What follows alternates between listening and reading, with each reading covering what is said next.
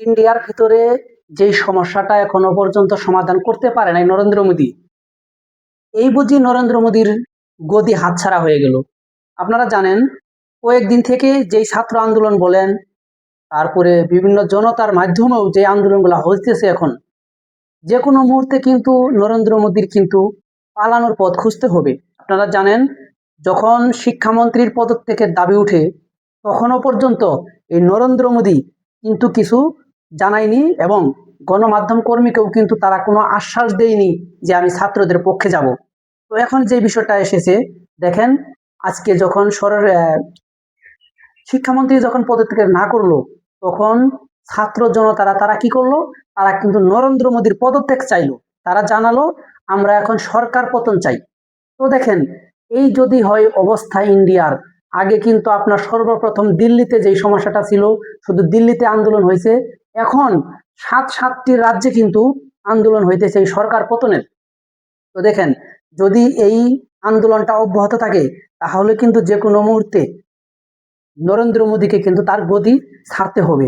তিনি তারপরেও এখন তিনি এসেছে, গণমাধ্যমের যেই খবরাখবর আমরা পেয়েছি, তিনি একটা ভিডিও বার্তা দিয়েছেন, সেটা হলো লাস্ট পর্যায়ে এসে তিনি যেই বিষয়টি জানিয়েছেন যে আমরা এই প্রশ্ন ফাঁসের যেই অপরাধী, তাকে আমরা অতি সত্বর যত তাড়াতাড়ি পারি তাকে আমরা শাস্তি দেব, আইনের মোকাবেলা করব, এই আশ্বাস তিনি দিয়েছেন। কিন্তু শিক্ষামন্ত্রীর ব্যাপারে তিনি কোনো বক্তব্য রাখেননি। এই যে যে ছাত্ররা যে দীর্ঘদিন কয়েকদিন যাবৎ যে আন্দোলন করতেছে যে শিক্ষামন্ত্রী পদত্যাগ চাই, কিন্তু এই বিষয়ে তিনি কোনো আলাপ করেননি। তিনি জানিয়েছেন যে যেই লোক বা যেই ব্যক্তির মাধ্যমে প্রশ্নপত্র ফাঁস হয়েছে তার কঠিন শাস্তি হবে, তিনি শুধু এই বাক্যটা উচ্চারণ করেছেন। তো দেখেন, যেখানে আজকে পুরো দিল্লি বলেন, পুরো ইন্ডিয়াতে বলেন, যেই সমস্যাটা এখন চলতেছে, শুধু ছাত্র জনতা নেই, তাদের সাথে বিভিন্ন দলের নেতাকর্মীরা, বিভিন্ন দলের যে লোকের আমরা সমাগম দেখতে পারতেছি, তাতে করে মনে হচ্ছে এই ছাত্রদেরকেও কিন্তু বিভিন্ন দলের নেতাকর্মীরাও কিন্তু উস্কে দিচ্ছে। তারা তারা চাচ্ছে যে কোনো উপায়ে যেন নরেন্দ্র মোদীকে তার গদি থেকে যেন টেনে হিসড়ে নামানো হয়।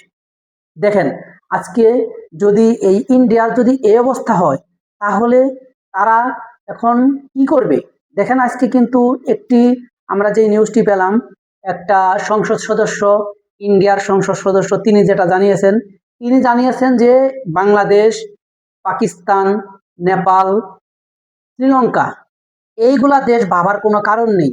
আমরা কঠোর পদক্ষেপ নেব এবং এই আন্দোলনকারীদেরকে, তাদেরকে কিভাবে ছত্রভঙ্গ করে দিতে হয় বা তাদেরকে কিভাবে মাঠ থেকে সরাতে হয়, সেটা আমরা জানি ভালোভাবেই। তো দেখেন, তার পরিপ্রেক্ষিতে তার এই বক্তব্য অনুসারে তিনি কি বোঝাতে চেয়েছেন? তিনি বোঝাতে চেয়েছেন এই ছাত্র জনতা বলেন, জনগণ বলেন, সবাইকে লাঠি চার্জ এবং আইন শৃঙ্খলা বাহিনীকে দিয়ে যে কোনো উপায়ে হোক না কেন, আপনার গুলি করে বলেন, যে কোনো কিছুর বিনিময় হলেও তারা চাচ্ছে রাস্তাটা পরিষ্কার করার জন্য, যাতে এই আন্দোলনগুলো তারা না করতে পারে এবং সরকারের যেন গদিটা যেন ঠিকই থাকে। দেখেন, আজকে যখন ইন্ডিয়ার এই অবস্থা, তখন বিভিন্ন দলের রাজনৈতিক নেতারা এখন বক্তব্য দিতেছে যে আমরা ছাত্র জনতার সাথে রয়েছি, ছাত্রদের পাশে রয়েছি, ছাত্ররা বাঁচলে সমাজ বাঁচবে, ছাত্ররা থাকলে ছাত্ররাই আগামী দিনের ভবিষ্যৎ বা ইন্ডিয়ার কান্ডারি হিসেবে তারা পরিচিতি লাভ করবে। তো দেখেন, এই যখন তাদের বক্তব্য, তখন ছাত্ররা তাদেরকে সাথে নিয়ে তারা কিন্তু এখন একযুগে কিন্তু মাঠে নেমেছে এবং তারা কোনোভাবেই এই আইনের যেই পুলিশ বলেন, আপনারা জানেন ইতিমধ্যে কিন্তু সেনাবাহিনীও কিন্তু তারা মাঠে নামিয়ে দিয়েছে। পুরো কিন্তু বাংলাদেশের মতোই কিন্তু হতে যাচ্ছে। আপনারা যদি দেখে থাকেন, বিভিন্ন নিউজে আপনারা দেখেছেন ছাত্রদেরকে কিভাবে তারা লাঠিচার্জ করতেছে এবং তারা কিন্তু গুলিও ছুড়তেছে এই পুলিশ বাহিনী ইন্ডিয়াতে। তো দেখেন, পুরো একবারে বাংলাদেশের যেই স্বৈরা শাসক প্রধানমন্ত্রী শেখ হাসিনা, তার আমলে যেই ঘটনাগুলো ঘটতেছিল, সেই পুনরাবৃত্তি কিন্তু ইন্ডিয়াতে করতে যাচ্ছে।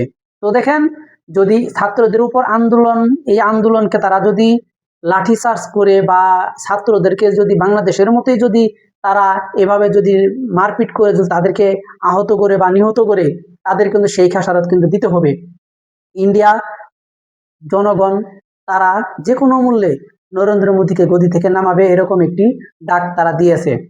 তো দেখেন, ইন্ডিয়া এখন বর্তমানে কিছুদিন আগেই যেই বিধানসভা নির্বাচনগুলো হলো, তাতে করে এখন এই যে কাইকিসটা চলতেছে, তাতে কিন্তু নতুন একটি সামনের দিনগুলি যে এখন চলতেছে, তাতে দেখা যাচ্ছে এই যে বিজেপি ক্ষমতায় যারা এসেছে তাদের উপর কিন্তু প্রভাব পড়তেছে। আপনারা জানেন, এই সরকার নরেন্দ্র মোদীর আন্ডারে যতগুলা রাজ্য রয়েছে, যতগুলা এমপি মন্ত্রী রয়েছে, তাদেরকে লক্ষ্য করে কিন্তু এখন ছাত্র জনতারা আন্দোলন করতেছে, আপনারা জানেন।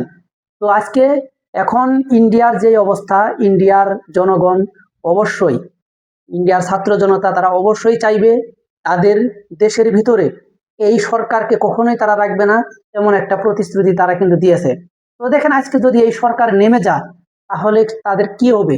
দেখেন, এই বিজেপি কিন্তু আর ক্ষমতায় আসতে পারবে না। আপনারা জানেন, এই ক্ষমতাটা দীর্ঘদিন থেকে কিন্তু নরেন্দ্র মোদী বিভিন্ন ভোট কারচুপির মাধ্যমে যে কোনো একটা নিরপেক্ষ কোনো নির্বাচন তিনি দেয় নাই, শেখ হাসিনার মতোই তিনি নির্বাচন দিয়েছে।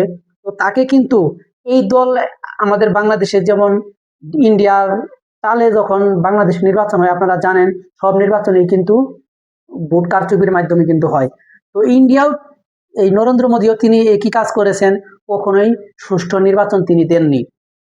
তো আজকে আমরা ইন্ডিয়ার দিকে তাকিয়ে রয়েছি, বাংলাদেশের মানুষ তাকিয়ে রয়েছে, সারা বিশ্বের মানুষ তাকিয়ে রয়েছে, দেখা যাক ইন্ডিয়াতে কি হয়। তো আজকে এ পর্যন্তই, সবাই সুস্থ থাকবেন, ভালো থাকবেন, আল্লাহ হাফেজ।